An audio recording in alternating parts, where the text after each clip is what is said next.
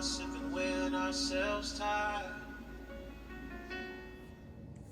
Hi everyone. So welcome to Heal to Deliver, where we journey to the promise or journey through our process of healing. So today's topic is on trust or not to trust. So Proverbs 3 and 5 tell us to trust in the Lord with all thy heart and lean not to our own understanding.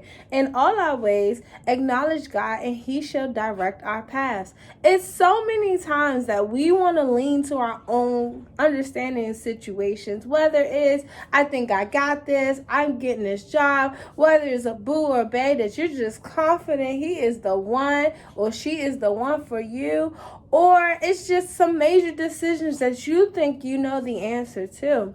But the Bible also tells us that God's thoughts are not our thoughts, neither his ways our ways. So if you find yourself when you're at a constant battle between should I do this or should not do this, think about trusting who God is, because God knows it all and sees it all. So perfect example, I went to the Dollar Tree and I was like, I needed AAA batteries for my mouse. So the light was red, it wasn't working. I need my wireless mouse because it's more comfortable than using the mouse on the laptop.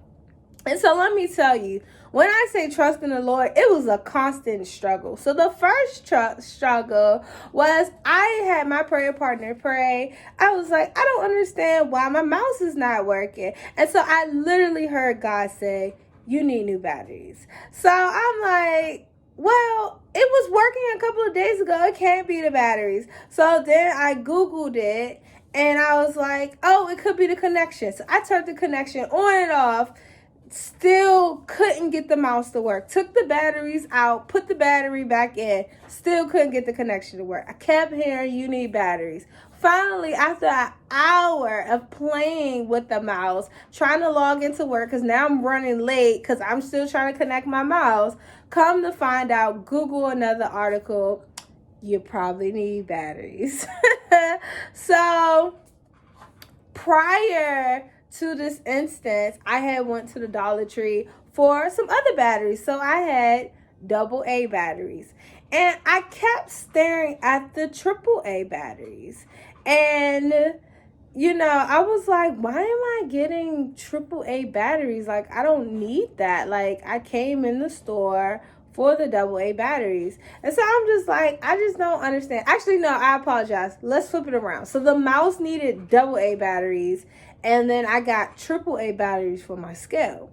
And so I kept staring at the AA batteries, and I was like, I don't understand why I'm staring at these AA batteries. So I just went on about my business, got the AAA batteries, and moved on. So now I'm beating up myself because I'm like, oh my gosh, I was just at the Dollar Tree a couple of days ago, and I could have just got both AA and AAA batteries, but because I was fighting with God, I was like, I don't understand what I need AA batteries for. A couple of days later, now I need AA batteries because the batteries in my mouse, in my wireless mouse, died. And so when you're constantly going through that struggle, we have to be able to trust in the Lord. We may not understand why certain things are happening in our life, why you might be hearing no, why you may be feeling this is not a good move, but you have to trust in God because he's the ultimate God. He's all knowing. So there may be a reason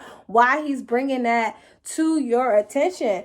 When you go into Habakkuk 2:2, it says to write the vision and make it plain. And verse 3 says, for the vision is yet for an appointed time. So when you get that vision or you get that inkling to do something, you may not understand why. Because maybe at that moment, when it came to them AA batteries, I didn't need it at that time.